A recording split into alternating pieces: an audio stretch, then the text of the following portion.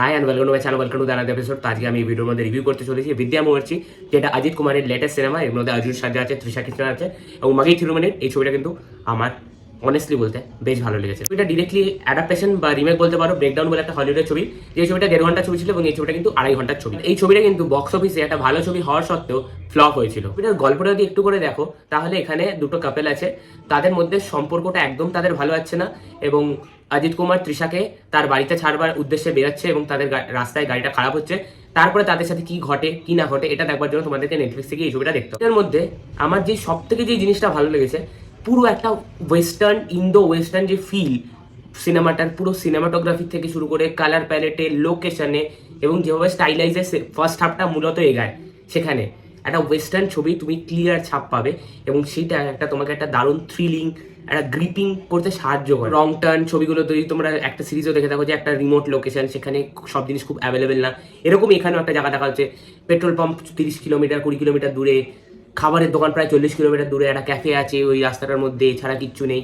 এরকম যে একটা জিনিসপত্র ক্রিয়েট করা হয়েছে, এটা খুব ভালো এবং যেভাবে লোকেশনগুলোকে ইউজ করা হয়েছে সেটা আমার দারুণ লেগেছে। এবং ছবির মধ্যে কিছু কিছু নুয়ান্সেস এমন সুন্দর রেখেছে যে যখন ফ্ল্যাশব্যাকে সিচুয়েশন দেখতে পাচ্ছি আমরা, তো অজিত এবং তৃষার জীবনটা যখন তাদের প্রেম শুরু হচ্ছে, তাদের যখন বিয়ের প্রথম স্টেজ, সেই টাইমে তাদের জীবনটা খুব কালারফুল।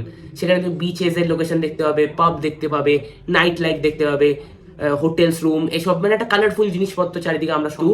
এখন যে তাদের সম্পর্কটার মধ্যে আর কোনো দম নেই, তাদের সম্পর্কটা একদম শুকিয়ে গেছে, মানে শেষ হওয়ার অবস্থায়, সেই কারণে লোকেশনটা কিরকম দিয়েছে, একটা ডেজার্ট কাইন্ড অফ এরিয়া, যেখানে কোনো গাছপালা নেই, চারিদিকে মরুভূমি কাইন্ড অফ থিং, মাটি ধূসর, মানে মানে একটা রঙের জায়গা, সেরকম একটা জায়গাতে তারা এখন ট্রাভেল করছে। পরে যে একটা জিনিস তোমরা নোটিস করবে সিনেমাটা দেখবার সময়, যে যারা ভালো, অ্যাকচুয়ালিতে আইডিয়ালি যারা মানুষ হিসেবে ভালো, তাদের বিয়ের সম্পর্ক ঠিক নেই, কিন্তু অর্জুন সার্জা এবং তার যে গার্লফ্রেন্ডের যে ক্যারেক্টারটা দেখিয়েছে, তারা অ্যাকচুয়ালিতে খারাপ লোক, কিন্তু তাদের সম্পর্কটার মধ্যে বিশাল ভালোবাসা, তাদের madly love with each other, এবং যখন একজন মরে যাচ্ছে আরেকজন তার জন্য মরে যাচ্ছে। আরেকটা জিনিস যেটা আমার ভালো লেগেছে, সেটা হচ্ছে তামিল সিনেমাতে ন্যাচারালি আমরা কি দেখি, এবং অজিতের ছবি আমার বরাবর খুব একটা ভালো লাগতো না।